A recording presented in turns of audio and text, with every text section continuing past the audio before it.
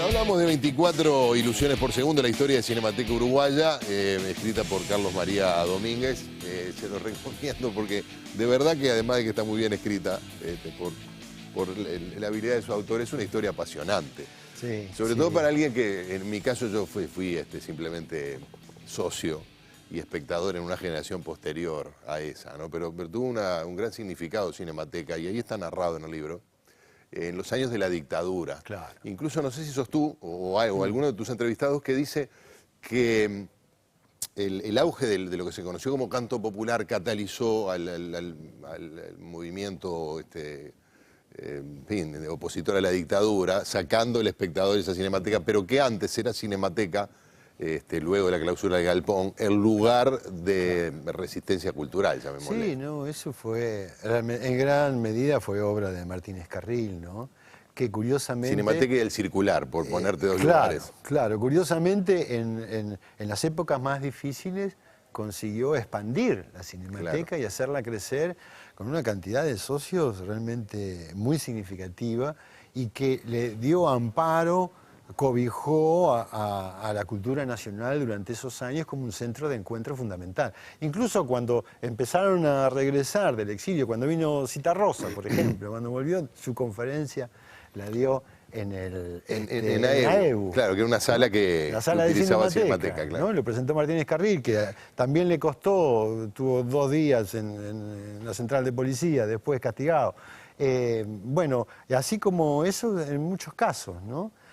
Cumplió un papel fundamental y hoy tiene una situación muy distinta, muy compleja, muy complicada, porque ya no tiene aquella cantidad de socios, porque sostener la memoria del archivo fílmico es muy caro y necesita un apoyo del Estado, que el Estado ha empezado a colaborar, a tomar conciencia de que en los archivos, en las bóvedas de Cinemateca, está el archivo de imagen más importante de este país. Bueno, ahí aparece una foto que está en Camino Carrasco, si no me equivoco. Sí, Camino Carrasco. Es la parte que no se exhibe de Cinemateca, claro, y seguramente la más valiosa. Y llena de sorpresas. Vos sabés, por ejemplo, que cada vez que pasan una película en Cinemateca, la tienen que sacar de la bóveda, donde está a temperaturas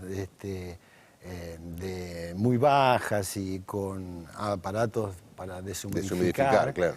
Y tiene que, como un vino, tiene que estar 2 días a temperatura ambiente, hasta que se estabilice el material. Claro. ¿No? Hasta que se asienta el buqué. Claro. Y después va a la máquina de proyección. Qué maravilla. ¿Cuántas películas hay? Hay como 20.000. No solo películas, sino también, bueno, los noticieros de subrayado de los años 60 están custodiados ahí por Cinemateca. Claro. Las imágenes de los partidos políticos, de las fundaciones, del Partido Colorado, la muerte de José Valle Ordóñez, bueno, una cantidad de documentación deportiva, ¿no?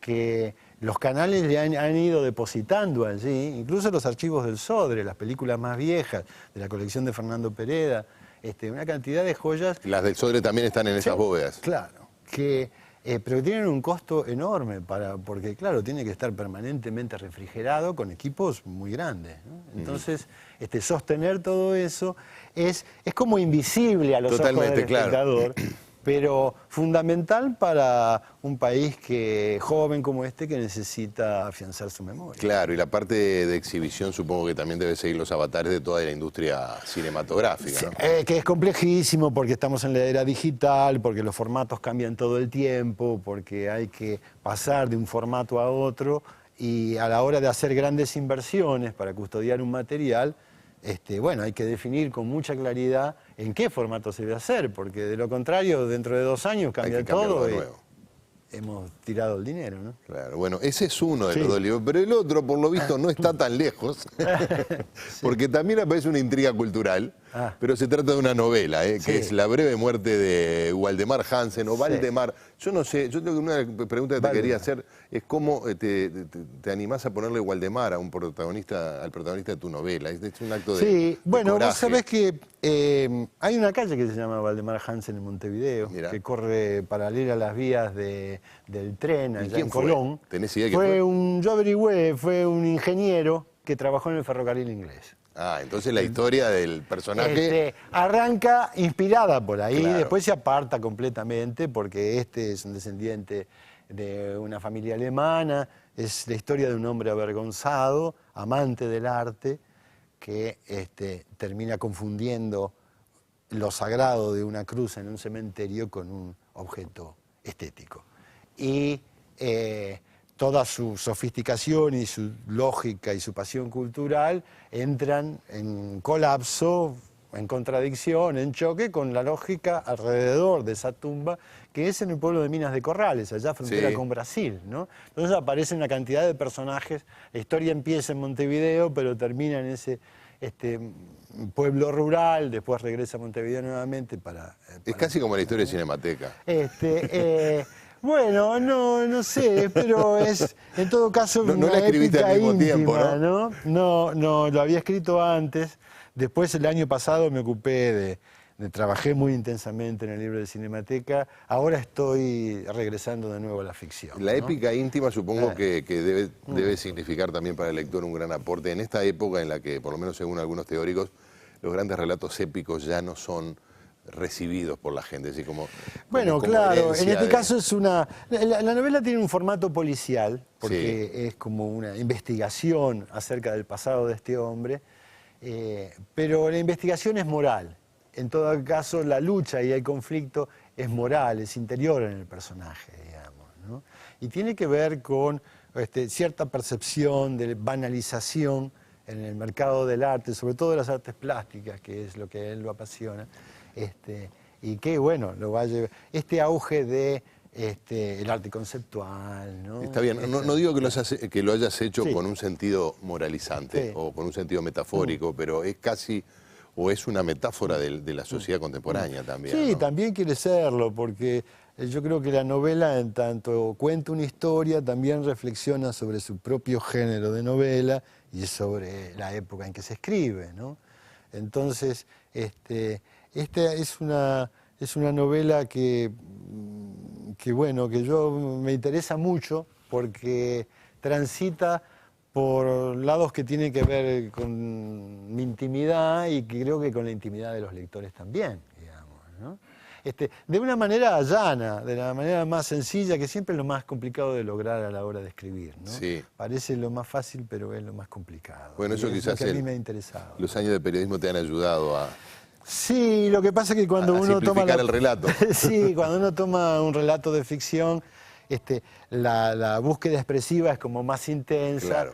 y a veces se complica hablar con sencillez de fenómenos complejos, ¿no? Pero bueno, en esa búsqueda estoy desde hace años, ¿no? Esta novela, bueno, ahora se publicó en varios países y bueno, tiene como un ceñimiento. Yo te concibo la novela un poco con la idea de despojarla de los tiempos muertos, ¿no? De no ponerle páginas de más a los lectores, sino dejarle Cosa que los el nervio, los ¿no? lectores agradecen doblemente. Yo creo que Por en lo que parte sí. disfrutan y por lo Sí. que se ahorraron de... Claro, creo que en parte sí. Sí. Bueno, pero también quizás sea otra de las señas del público contemporáneo, ¿no? Que no se puede evitar que se vive en un mundo donde la fugacidad, aún del contacto con el fenómeno cultural, también está a la orden del día, ¿no? Sí, ni que hablar, ¿no? Lo que pasa es que, claro, en el género de la novela hoy está, entiendo yo, que un poco detenido, un poco en crisis. Toda la cultura digital es absolutamente hegemónica y hay que ver cómo se reposicionan géneros que naturalmente no van a desaparecer, No, por solo tienen supuesto. que recolocarse, Pero mirá, reubicarse, ¿no? hace unos días entrevistaba a uno de los editores de otra editora, no de Mondadori, Sí. de Alfaguara, Sí. y me decía que, salvo en Estados Unidos, donde el mercado digital creo que anda en el 30% de los Sí. libros, en el 30%, Sí. lo cual es una cifra importante. En el resto del mundo, los porcentajes de libros que se venden en formato digital son bajísimos, ¿no? Sí, sabes que eso un es un lío dígito también, ¿no? Lo que pasa es que de ese 28% de libros digitales que se venden en Sí. Estados Unidos, cobran el 100%. Es decir, la gente compra, paga. Claro. En cambio, en el resto del mundo reina la piratería. Sí, En claro. el mundo hispanoamericano ni que hablar, ¿no? Entonces... Claro, la piratería en formato digital. Claro, Seguro. el 2 o el 3, el 2-3% que se vende, Sí. se cobra, nada, una ínfima parte. Lo demás apenas sube a la web, es pirateado, es copiado, Claro. es reproducido. Lo que genera un problema significativo para la industria editorial y que, Y para el autor. Bueno, para el autor ni que hablar. La diferencia para el autor es prácticamente la misma, porque por derechos de autor, aunque el porcentaje sea mayor para el autor en el libro digital, pero como el libro se vende a menor precio, es prácticamente Sí, claro, cambia la lo plata. mismo. El problema es que si a uno lo suben a la web y enseguida lo piratean, no vende esas ediciones, las está regalando. Entonces, bueno, eso bueno, es parte de las grandes transformaciones que estamos viviendo a comienzos del siglo XXI, que alteran tanto al mercado editorial como al mundo del cine, ¿no? Sí, Lo que hablábamos hoy con los soportes. Carlos, ha sido un gusto conversar contigo. Acá están estos dos libros recientemente editados, ya están en la venta, ¿no? Sí, sí, sí, en las librerías. Bueno, gracias por acompañarnos. Gracias a vos por la invitación. Y a ustedes por estar allí. En 7 días nos encontramos en una nueva entrega del Lado Oculto.